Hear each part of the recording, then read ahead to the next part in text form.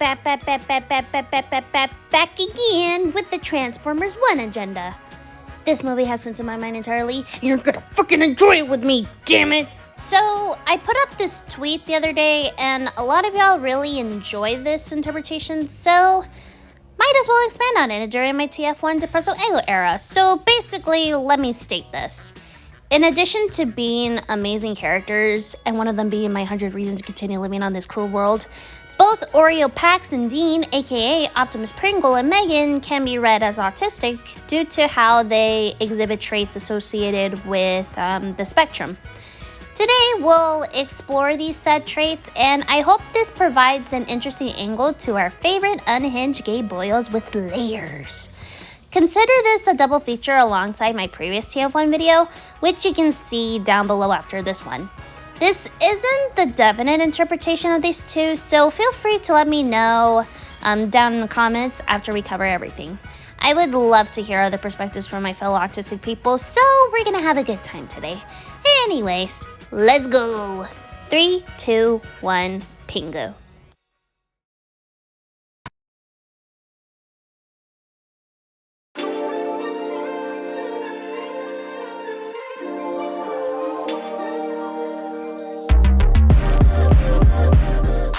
In case you're not familiar with this concept, let me give a brief rundown on how to visualize autism so that we can have a proper idea of how both Orion and Dee fall somewhere in the spectrum. In a nutshell, the color wheel is the best way of representing autism because there isn't a specific image of an autistic person. Each autistic person is unique in their own way, and using any other visuals such as like this color bar or this thing places autistic people in a box that doesn't acknowledge traits outside of them. Through the color wheel, we can see the wide variety of traits that range depending on the type of person you are. For example, this is how I would represent myself on the wheel. I have moderate sensory processing, which means I can tolerate most things except for loud noises, foods with strong scents, and flashing lights. I also have traits such as high anxiety, a high need for routine, I'm prone to low moderate stimming, and so on and so forth. As you see, it varies differently from person to person. Now that we established this, let's go start with Orion Pax, aka the bot who becomes Optimus Prime. Throughout the movie, his most defining trait is his hyper-empathy, which is tied to his optimism for a better life for his people. He always places others' needs before his, and even when life threw multiple curveballs at him, he never loses his kindness towards others. This especially shines during his rallying speech towards the other miners, where upon noticing that he's taller than them, he kneels down so that he can be on equal footing with them. He recognizes them as his equals, and he has the humility to not speak down on them, but instead connect to them on their shared struggles. As someone with hyper-empathy, this is what drew me to his character the most. The world is unfortunately a cruel place to those who see the good in people in spite of it, so it helps to have more Orion Paxes in it. However, at the same time, it ties into his most second defining trait, his lack of awareness of his surroundings socially. One main characteristic of autism is a struggle to adhere to social rules, as well as lacking awareness of how other people view certain behaviors. While he is a well-meaning guy whose heart is in the right place, he often drags others into his unhinged cane antics without considering how they feel about it. As a result, we see that he's an outcast at home, as seen with the other miners expressing annoyance upon seeing him running away from the guards at the beginning of the movie. This is especially prominent in his relationship with Dee, as the latter had to keep him out of trouble with authority for God knows how many years it has been. Eventually, it reaches a boiling point in the cave where Dee finally vents out all his frustrations with Orion's shenanigans. He calls him out for not thinking of the bigger picture when doing said shenanigans. This provides a brutally honest yet necessary wake-up call to Orion, who then strives to correct this pattern of behavior by making amends with people like Alita. As someone who is prone to act without thinking sometimes, this is a definite example of how Orion can be interpreted as an autistic character. It makes him a much more believable and perfect character, which makes it much more satisfying to see him mature into the Optimus Prime that we all know and love. Other traits he exhibits includes having an interest in Cybertronian history, which pops up several times throughout, having stims such as using his hands to make a point, and having no filter when it comes to expressing his thoughts, especially when he sees something he doesn't like, such as seeing others being mistreated. Overall, this makes him a very interesting character because yeah, he's basically me-coded. While this is probably not what the writers intended, I appreciate this specific interpretation I got because Orion can be relatable to a lot of autistic people who see that he shares the same traits as them. In a nutshell, he is the best autism creature.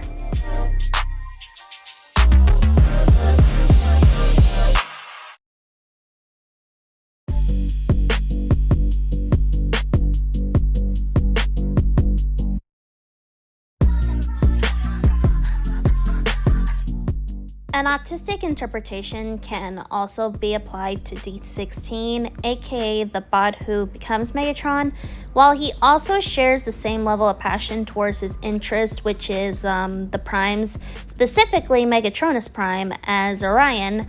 It's his other traits that provides a different angle on how he can be read as autistic.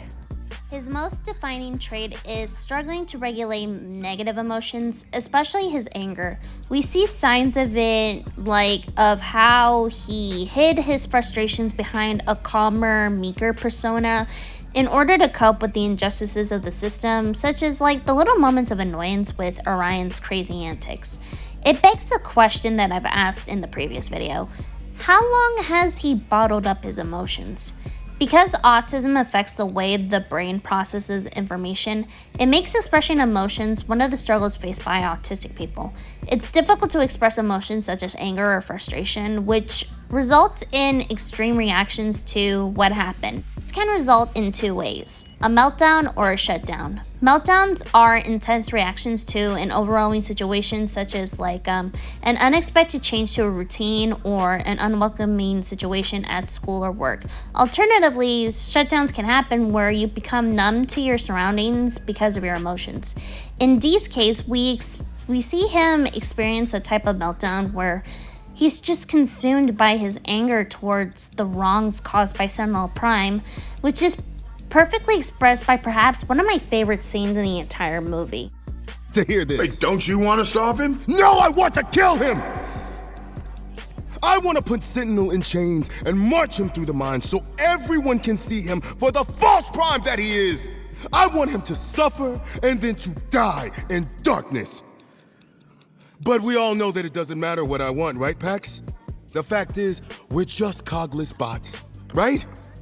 This right here is where we see Dee shut down all other emotions and realizing an awful truth, now driven by revenge and trauma only. While it doesn't justify the things he did after that point, it helps us understand why he is that way. When you're experiencing this intense state of emotions, the entire world is just a void. I'm sorry. I've been through these several times through my life. It's not a very pleasant state to be in. Oh my God. Whew. I've been through these several times so much, and it saddens me to think how this could have been avoided in so many ways, which is really the tragedy of Dee's story. Had he been given a space to let out all these emotions, had he been given a better life than what society gave him, had he just been given a chance to calm down and think it afterwards, maybe he would have turned out okay. This also ties into his second most defining trait, which is his strict adherence to protocol before shit hits the fan. During the cave argument, he angrily calls out Orion for his insensitivity, stating that had they not broken protocols, then things would have been alright for them. As we see in the first half of the movie, protocol serves as a security blanket for him. This is him basically having a high need for a routine, and anything outside of that is what served as his breaking point. His safe space from the harsh realities of his life is now gone, and he is lost without it. Thus, this resulted in the struggle to regulate his emotions here. Yeah, this guy is also me-coded. He just wants to go through his routine, damn it. In the second half of the movie, we see how easily he fell into a very black and white thinking of how the world operates as a result of his trauma. He turned his back against the entire idea of leaders entirely, eventually declaring himself as the leader of his own destiny. We see this during his torture at the hands of Sentinel, which shows just how strong his sense of justice is. However, it ended up pushing Orion further and further until he had crossed the point of no return, which basically, he Mufasa'd Orion. Eventually, once Orion has risen baby girled as Optimus, this made him sworn off all primes entirely. To him, his best friend is no different from Sentinel Prime. The cycle repeats again. He declared his former best friend as his biggest op and vows revenge as he is exiled from Iacon. I say this because it's a rarely discussed trait of autism, and it's interesting to see it represented in Dee's character in a nuanced way. Like I said, it doesn't justify his actions, but we understand why he felt this way. In a nutshell, give my boy a stim toy and some therapy because he really needs it.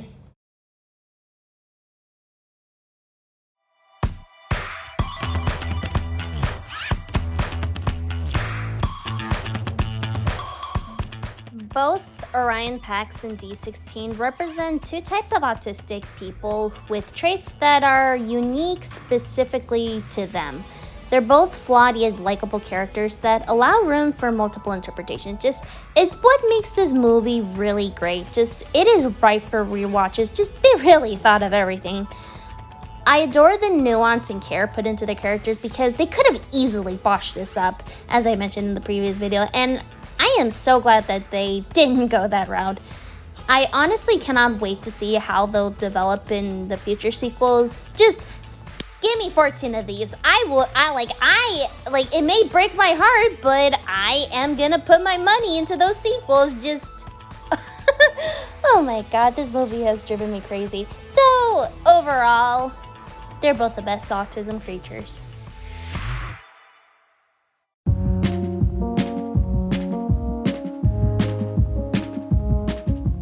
Thank you for making it to the end with me.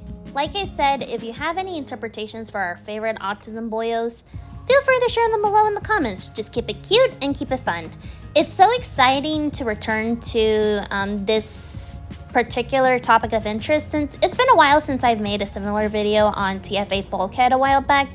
I really enjoy making these types of videos because you have no idea how very cathartic it is for me to explore why I connect so much to characters like Orion Pax and D16.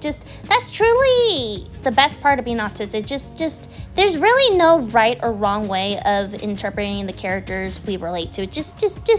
Oh my goodness, life is so fun. Anyways, once again, thank you all so much for watching. Make sure to like and subscribe if you want to see more from me, and I'll see you all next time. Bye!